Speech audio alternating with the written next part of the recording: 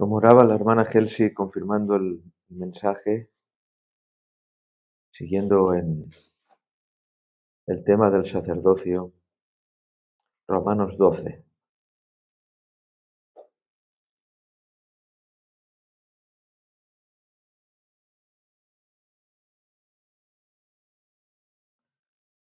Así que, hermanos, os ruego por las misericordias de Dios que presentéis vuestros cuerpos en sacrificio vivo, santo, agradable a Dios, que es vuestro culto racional. No os conforméis a este siglo, sino transformaos por medio de la renovación de vuestro entendimiento, para que comprobéis cuál sea la buena voluntad de Dios, agradable y perfecta.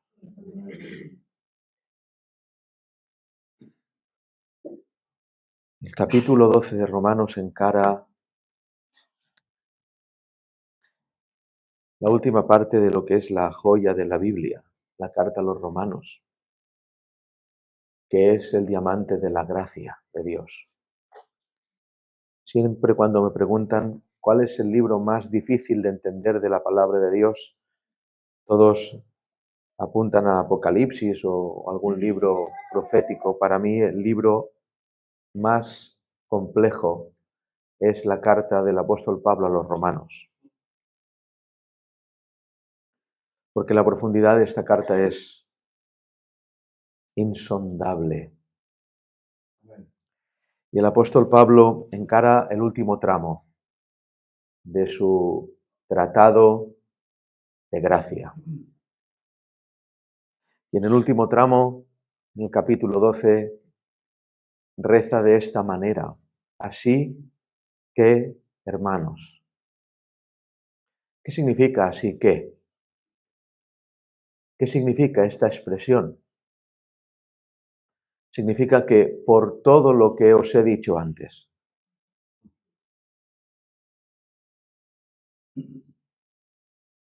Lo voy a repetir. Así que, hermanos. ¿Qué significa esta expresión cuando alguien dice así que? Es que lo que ha dicho antes es incluido en esta palabra. Así que todo lo que os he dicho antes está incluido en lo que os voy a decir ahora. ¿Y qué nos has dicho antes? Antes nos ha dicho el poder del Evangelio, la culpabilidad del hombre, el justo juicio de Dios, los judíos y la ley, la acrópolis del Evangelio, el capítulo 3 de Romanos, la justicia que es por medio de la fe, los ejemplos de Abraham, la promesa realizada, los resultados de la justificación, la diferencia entre Adán y Cristo, que estamos muertos al pecado, que somos siervos de la justicia, la analogía del matrimonio, el vivir por el Espíritu, la elección de Israel, el remanente de Israel, la gracia y sus bondades. Por tanto, así que, hermanos, os ruego. Entonces yo entiendo que esta rogativa es una rogativa engañosa. ¿Por qué? Porque el apóstol Pablo, para rogar a la iglesia de Roma, no se pone a él.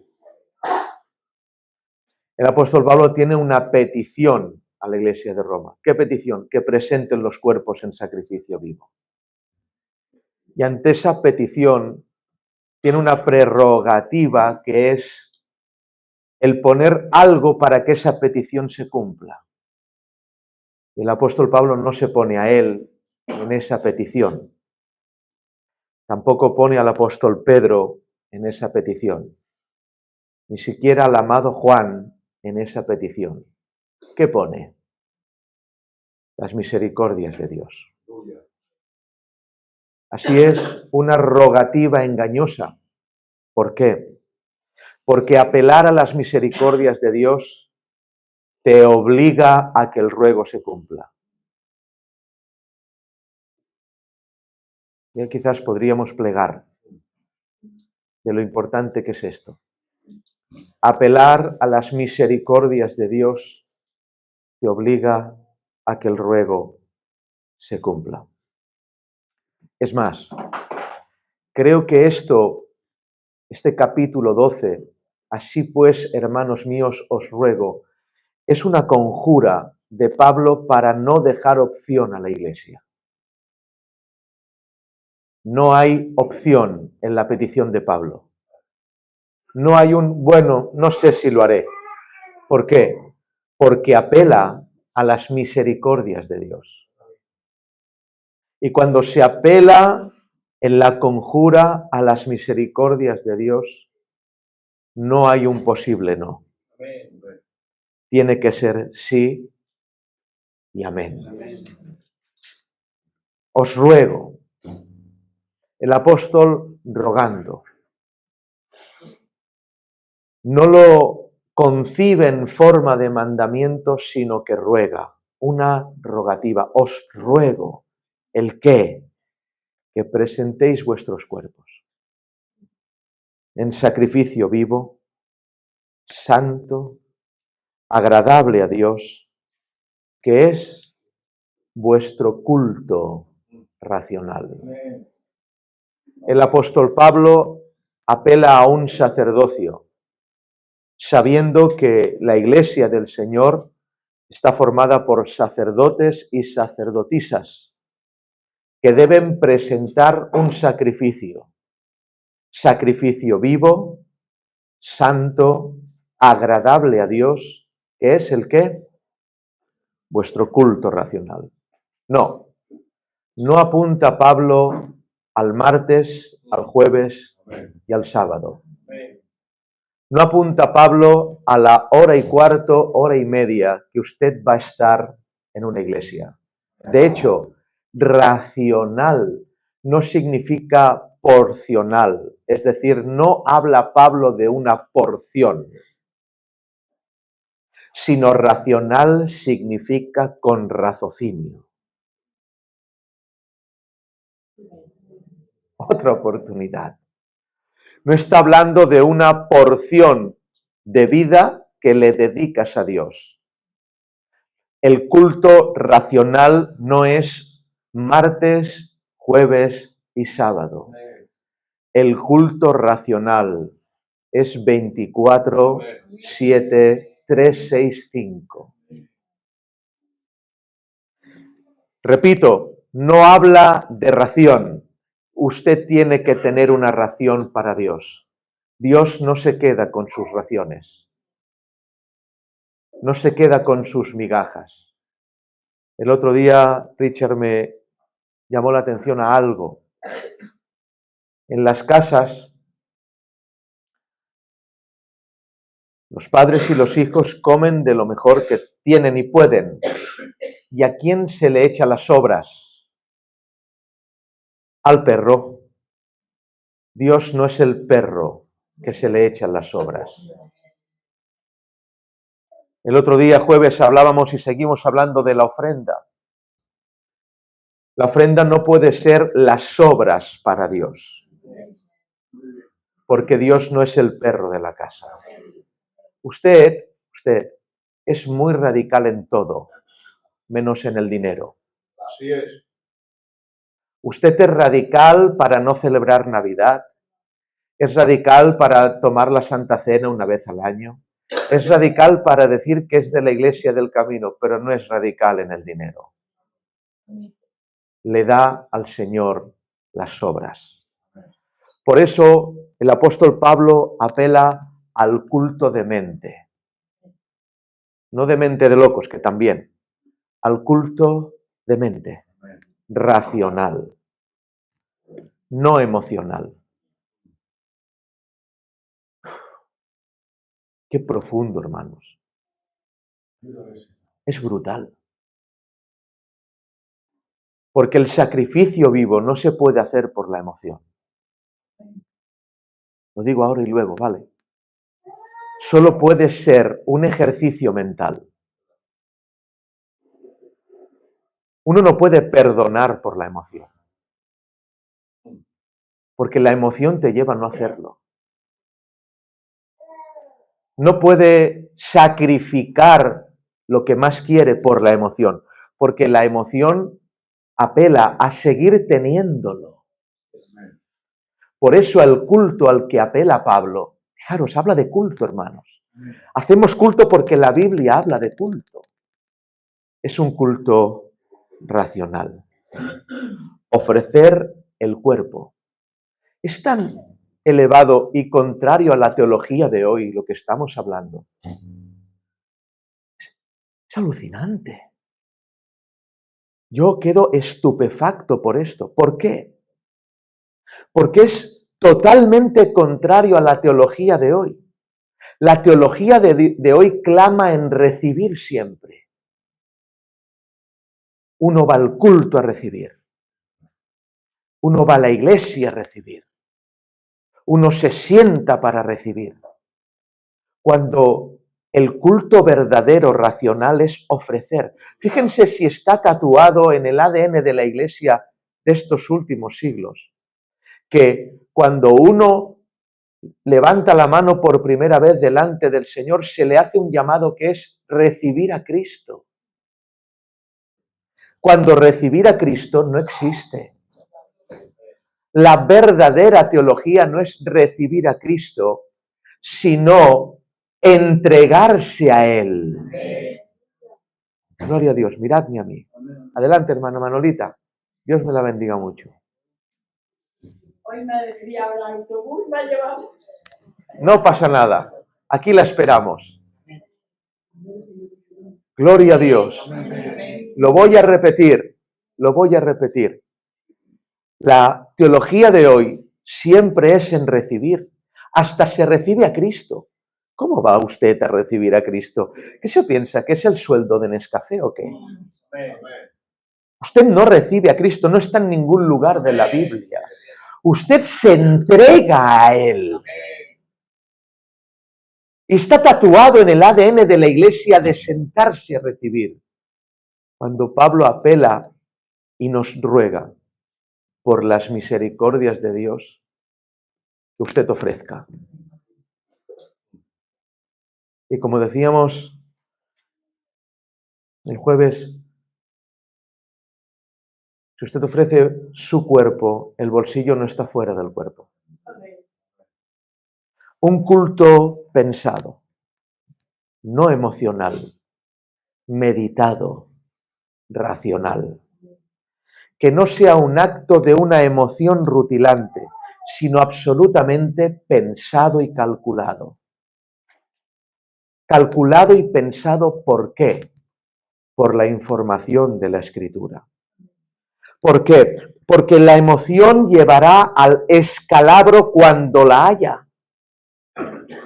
Y el raciocinio nos llevará a la adoración genuina cuando falte la emoción. Cuando falta la emoción, debemos de tirar de culto racional.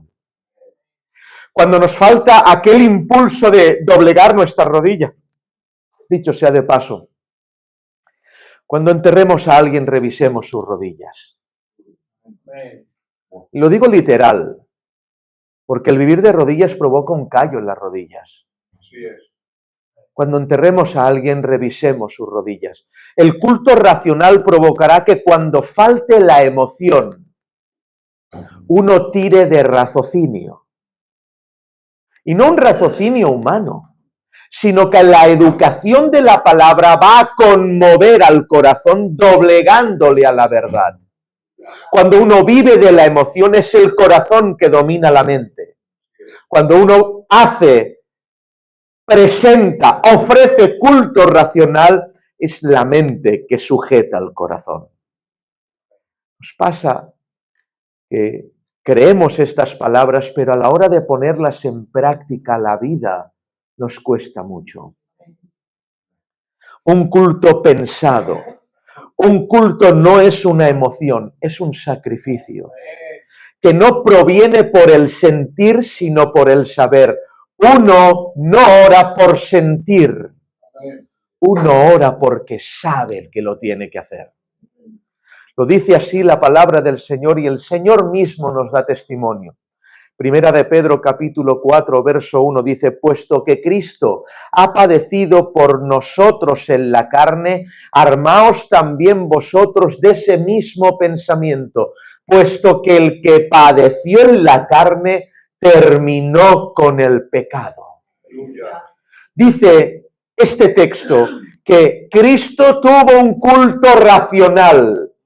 La emoción lo llevaba lejos de la cruz, pero el culto racional lo llevó a crucificarse. Dice más este texto, no sacrificas por un viento rutilante ni por esa lagrimita en el ojo, sino que se termina con el pecado porque nos armamos de un pensamiento. Lo voy a repetir, ha padecido por nosotros en la carne, armaos también vosotros de ese mismo pensamiento. No armaos de una emoción, no armaos de un sentimiento, armaos de ese pensamiento. Porque escúchenme, yo me alegraría de que me dijeran esto porque vale mucho. El pensamiento bíblico es un arma de destrucción masiva. Aleluya. El pensamiento bíblico es un arma de destrucción masiva. ¿De destrucción de qué? Lo dice el texto. El que se armó de ese pensamiento terminó con el pecado. Quien se arma con este libro termina con el pecado. Termina con sus rencores, con sus odios, con sus opiniones. Termina con el pecado porque el pensamiento bíblico es un arma de destrucción masiva. Aleluya. Sacrificio, sacerdocio. El pensamiento educa y somete al corazón. Y sigue el apóstol Pablo hablando, diciendo en el verso 2, no os conforméis a este siglo. Wow, hermanos, esto lo dijo el apóstol Pablo en el siglo I. Lo voy a repetir, no os conforméis a este siglo. Lo dijo el apóstol Pablo en el siglo I. ¿Qué no diría en el XXI? En el siglo I no había Netflix ni TikTok. En el siglo I no había Facebook ni televisión. Si lo dijo en el siglo I, ¿qué no diría en el XXI? Diría romper vuestras televisiones. Es lo que diría el apóstol Pablo. No os conforméis a este siglo. Más bien transformaos. ¿Por medio de qué? De la renovación de vuestro entendimiento. ¿Para qué? Para que comprobéis cuál sea la buena voluntad de Dios, agradable y perfecta. Transformaos. La transformación solo la puede hacer Dios. Sin embargo, no dice eso el texto. El texto dice que te transformes tú, que se transforme usted. La transformación solo la puede hacer Dios y me faltarían horas para explicaros cómo el hombre colabora con el milagro. ¡Aleluya! Eso que está pidiendo Pablo a eso. Sé que tú por ti mismo no te puedes transformar, pero no te opongas al milagro. Transformaos por medio de la renovación de vuestro entendimiento. Hay una acción del hombre ante la divinidad de Dios. Una colaboración humana,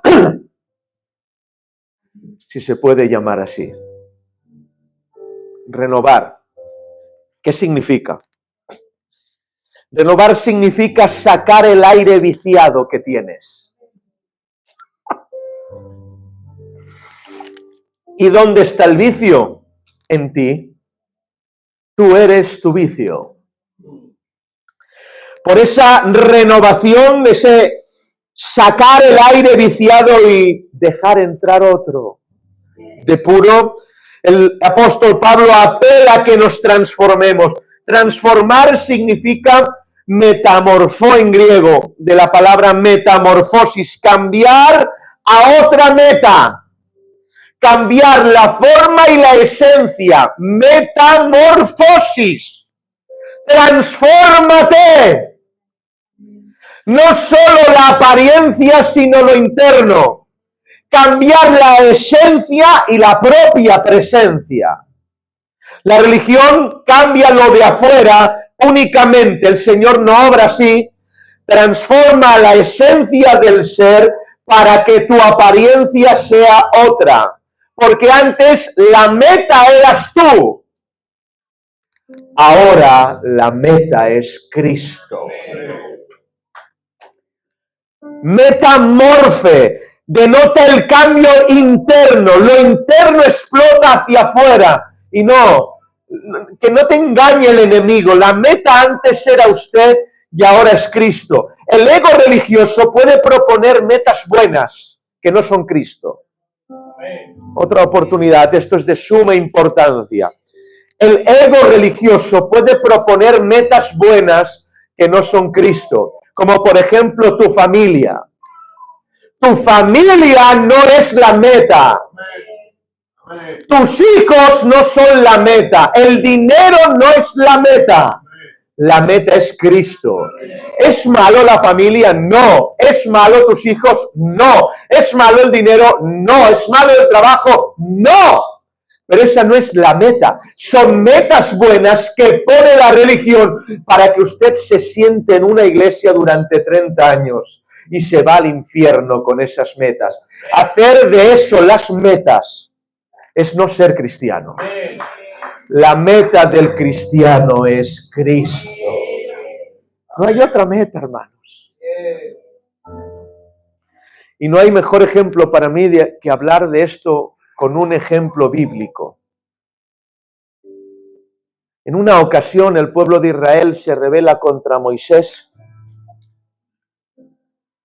Y en esa rebeldía le dicen que ellos también quieren ser sacerdotes, que porque es la tribu de Leví los sacerdotes y no las otras tribus, que son más que ellos, ¿acaso?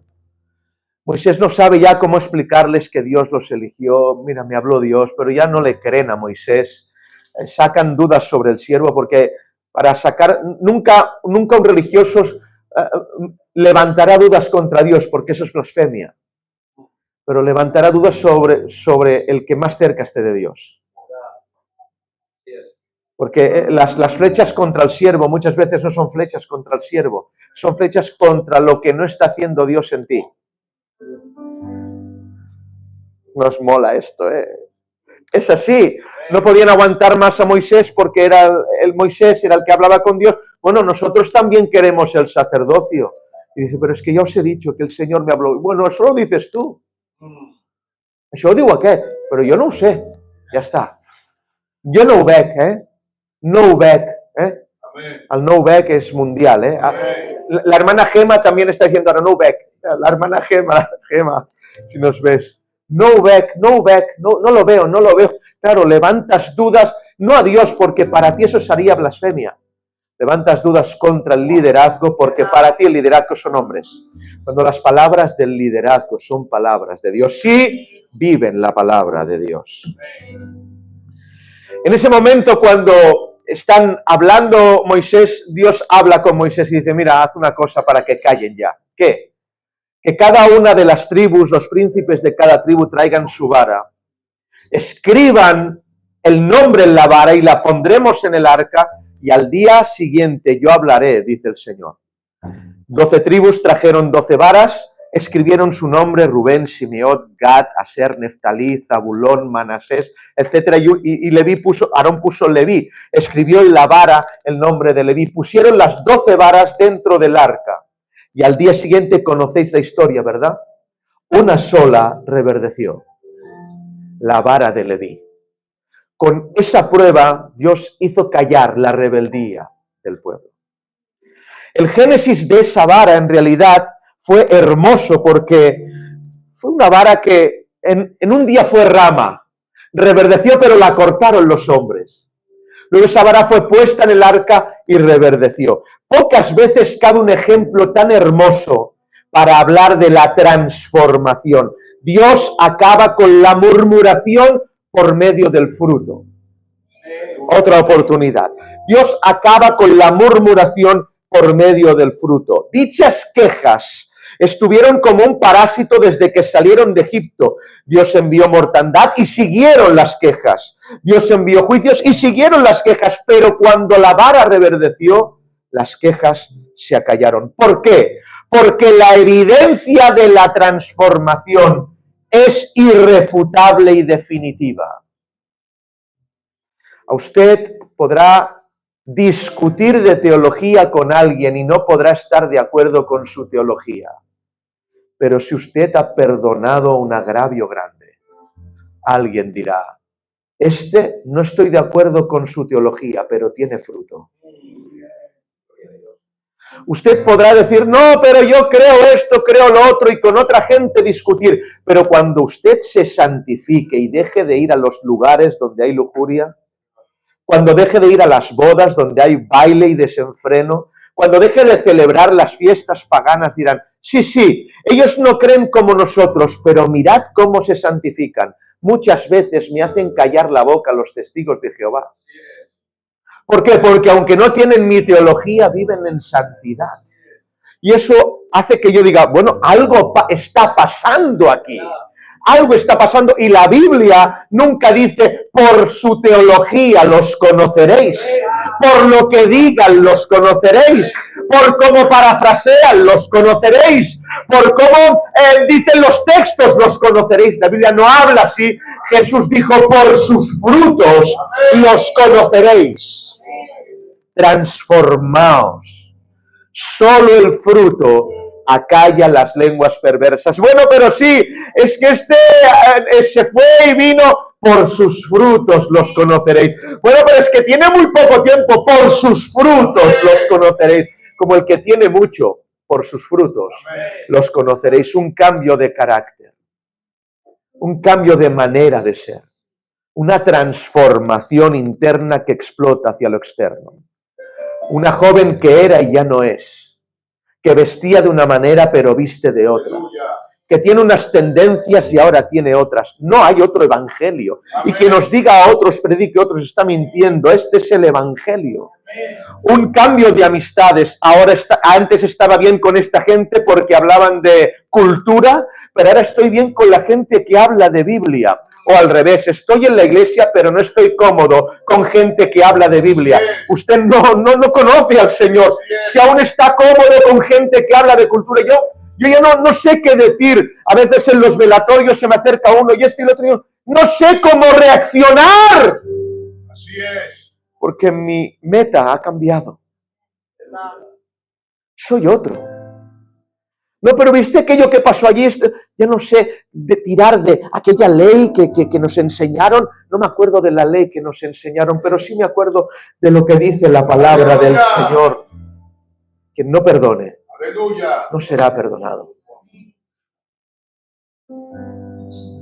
Estoy como un pez fuera del agua, con conversación. Hay gente al revés, gente que no soporta la conversación bíblica. Los temas del Señor. Y no para discutir, sino para hacerse bien. El vamos a tomar un café, un abrazo con hermanos, prefiere estar con mundanos. Transformación. Solo el fruto acalla. Yo tengo para un rato, ¿eh? Solo el fruto acalla las lenguas perversas. Solamente el fruto. No, pero estos judaizan porque hablan de mandamientos. Por sus frutos los conoceréis. No, pero estos, por sus frutos los conoceréis. Lo que no ha podido hacer el juicio de Dios, fijaros, los juicios, abre la tierra, se traga gente, lo hizo el fruto. Es brutal. Me llama mucho la atención que por eliminación se vio la vara que reverdeció. Por eliminación. No, es impresionante. Por eliminación. Sacaron la de Rubén, Rubén se va con la vara. Sacaron la de Gad, Gad se va con la vara. Sacaron la de Aser, sigue el nombre, se va con la vara. La de Zabulón, la de Neftalí. Pero hubo uno que no se pudo ir con la vara. Porque la Biblia dice que arrojó renuevos. Dio fruto. Produzco almendras. Lo digo ahora y luego. Bueno, yo lo digo ahora y luego. Hay quien no se acerca al arca de la presencia, porque acercándose al arca de la presencia se sabe lo que es. Nadie sabía de lo que era la vara de Aarón. Cuando se acercó en el arca, se supo que era de almendro. No lo pilláis. Hay gente que no se acerca a los mandamientos y a la presencia. ¿Por qué? Porque se sabe lo que es. La presencia dirá lo que eres. ¿Entendéis? ¿Lo entendéis? El fruto es la evidencia sonora de la transformación. Por el fruto sabemos si somos transformados. Mírese a sí mismo. Solo el fruto acaba con las malas lenguas. El apóstol Pedro dijo así: porque esta es la voluntad de Dios, que haciendo el bien, hagáis callar la ignorancia de los hombres insensatos. Haciendo el bien. Por sus frutos los conoceréis. Lo que no ha podido hacer la teología lo hará el fruto. Es que yo quiero que se convierta esta persona. Lo que no ha podido hacer no lo hará la teología. Es que intento predicarle, no lo hará la predicación. ¿Has orado por él? El Boli siempre dice algo hermoso. Dice, no es tanto hablar a la gente de Dios, sino hablar a Dios de esta gente. Eso también es evangelizar. Lo voy a repetir. ¿Y cómo se habla a Dios de la gente orando? Es que no son por tus palabras, pero si te arrodillas y le oras a Dios. Porque en realidad el fruto de unos es el juicio de otros. Es insoportable cuando uno no tiene fruto ver a gente con fruto. Y alguien dijo, es muy antiguo esto, muy antes de Filadelfia, alguien dijo, solo se le tiran piedras a los árboles con fruto. Y es verdad, para que caigan las manzanas. Es verdad. Es así. Porque en realidad el fruto de unos es el juicio de otros. Un árbol que no tiene fruto se amarga viendo el fruto ajeno. Anuncia la evidencia de quién es Él y de quién somos nosotros. El fruto es algo horrible para quien no lo tiene. Siendo dulce al paladar de Dios, es amargo al paladar de los sin fruto. El fruto es origen de envidias. Pero todas las malignidades no amargarán quien da fruto. Porque es muy fuerte. Por más que te quieran amargar, se endulza más el fruto. Aleluya. Es impresionante. Cuanta más amargura te tiran, más dulce está el fruto. No sé por qué lo digo así, pero lo recibo ahora. Cuando usted pasa por los campos donde hay árboles de fruto, usted antes de ver el fruto, cuando pasa por ahí, ¿qué ve? No ve nada, huele. Huele muy mal. Porque se abona con excremento la tierra. El abono nadie lo quiere. Pero cuanto más abono haya, más dulce será el fruto. Cuanto más hedor te echen, el perdón será más dulce. Cuanto más piedras nos tiren, el fruto será más dulce. Las varas adentro. ¿Estáis ahí? ¿Estáis viendo las varas? ¿Saben cuándo las pusieron? Por la tarde. ¿Saben qué dijo el Señor? A la mañana venid. Es contra natura. Lo digo ahora y luego, lo digo luego. Cuando se pusieron las varas y se sacaron las varas, ¿os acordáis que todas fueron entradas con el nombre tallado en la madera? Todas conservaron el nombre, menos una. Por eliminación se supo que esa era la de Leví, no porque leyeron Leví en ella. Si aún te leen a ti, es que no reverdeciste. Porque el que entra en la transformación de la presencia de Dios pierde el nombre. ¿Cómo te llamas? ¿De qué familia eres? ¿Quién te crió? ¿Cuáles son? ¿Buscas las armas y las encuentras? Las armas que antes tenías sin el Evangelio, ahora las buscas y las encuentras. Si las encuentras, no perdiste el nombre, porque quien es tocado por Dios pierde el nombre. Yo ya no soy quien mi madre parió, soy otra persona. Perder el nombre, perder tu opinión, perder lo que eres, perder lo que fuiste, perder el nombre, la vara que reverdece, pierde el nombre. Pero veo tantos nombres aquí, con apellidos intocables. ¿Qué significa esto? Hermanos, es cristianismo lo que estamos hablando. El fruto declara el nombre de otro.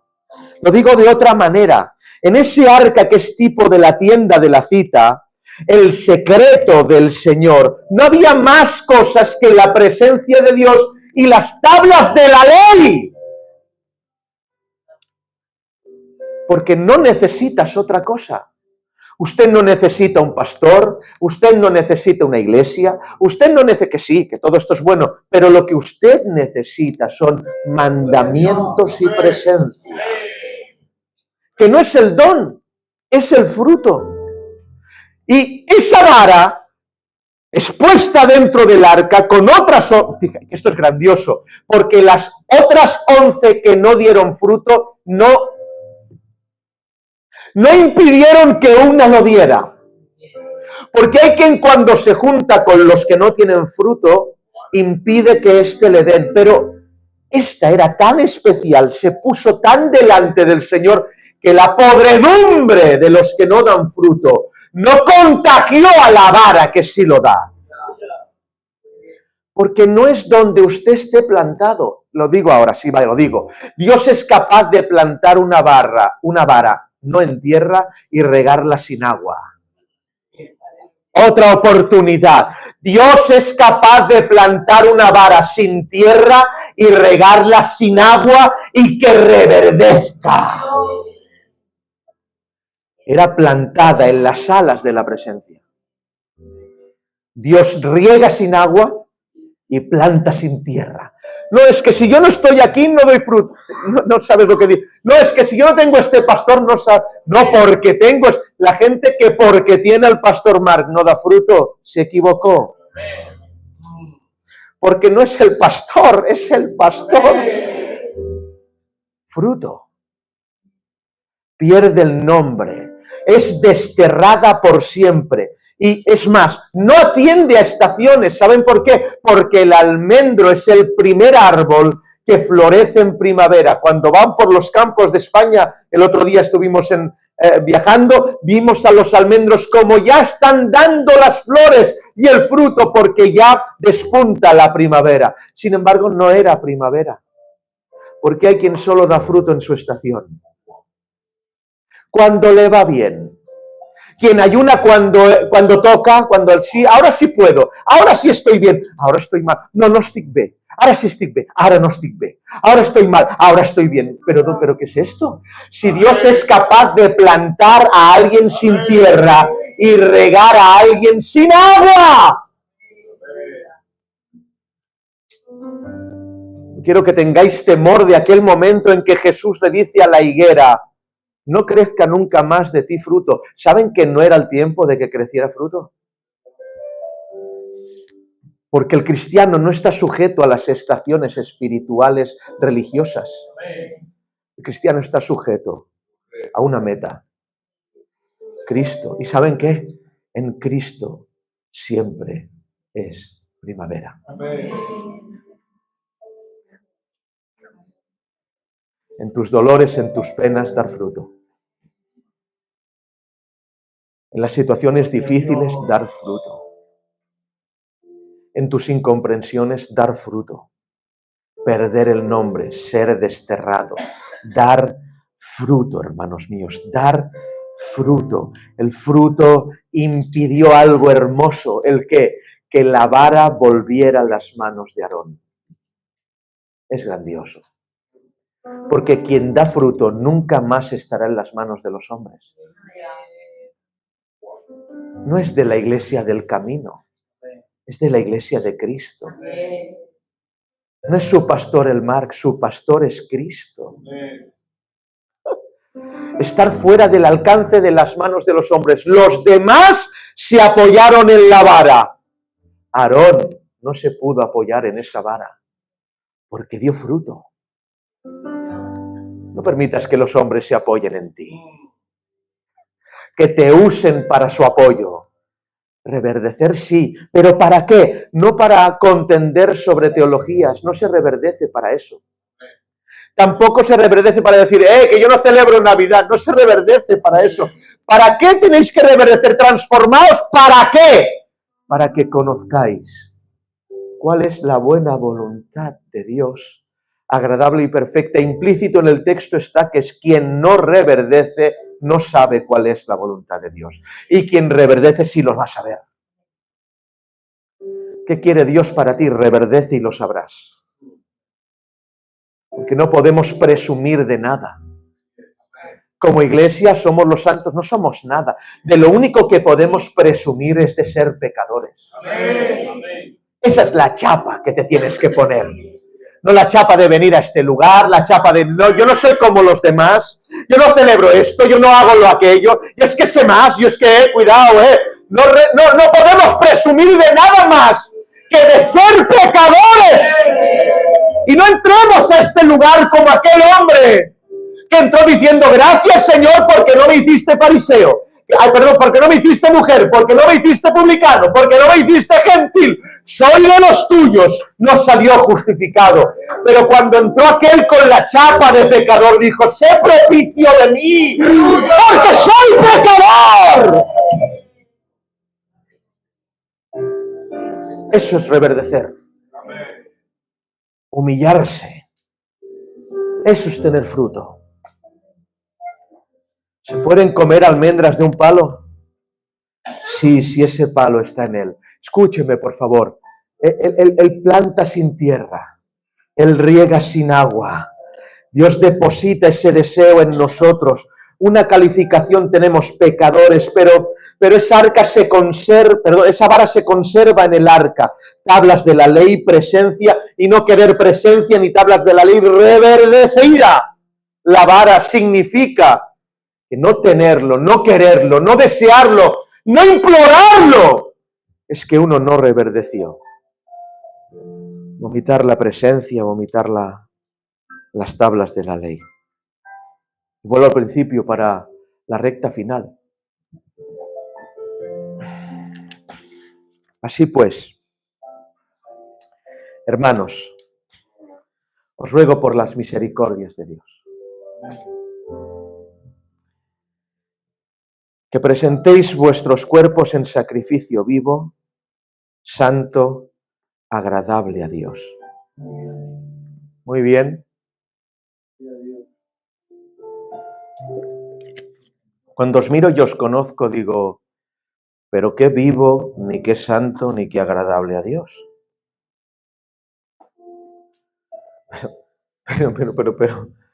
Pero Señor, si esto, ¿dónde apunta Pablo?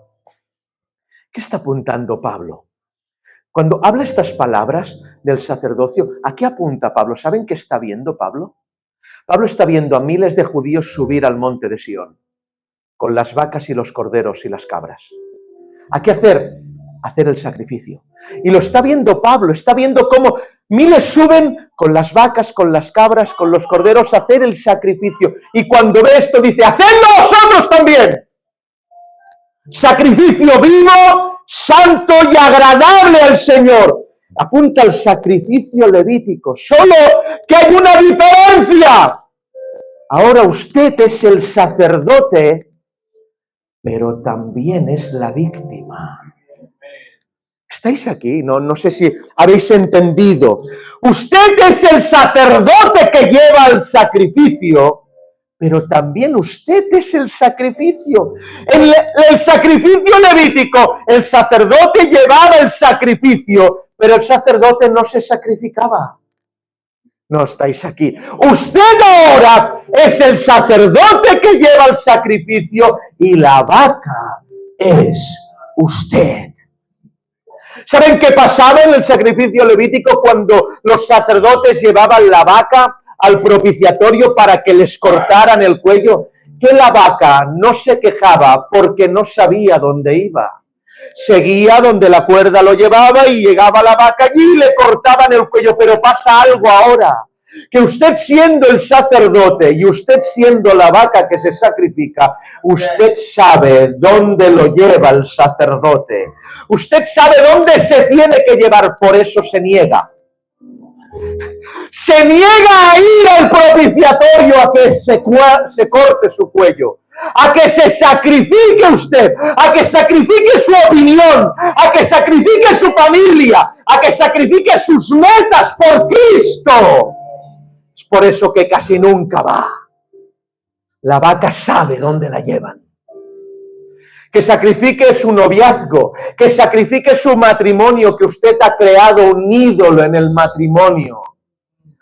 Y eso no es del Señor de ninguna de las maneras. Usted sacrificó su pasión por Dios por la pasión por una mujer o por un hombre. Y ha monopolizado con 4 oraciones mal hechas el que usted lleve la vaca al sacrificio, porque usted es el sacerdote y usted también es el sacrificio. Pero ¿qué pasa? Que tenemos ejemplo en él, porque él, siendo el sacerdote, también fue víctima. Y él, siendo el sumo sacerdote, se llevó a sí mismo, subió a la cruz y sacrificó. Solo que hay una diferencia entre usted y él. Cuando él subió a sacrificarse, no le esperaba a nadie.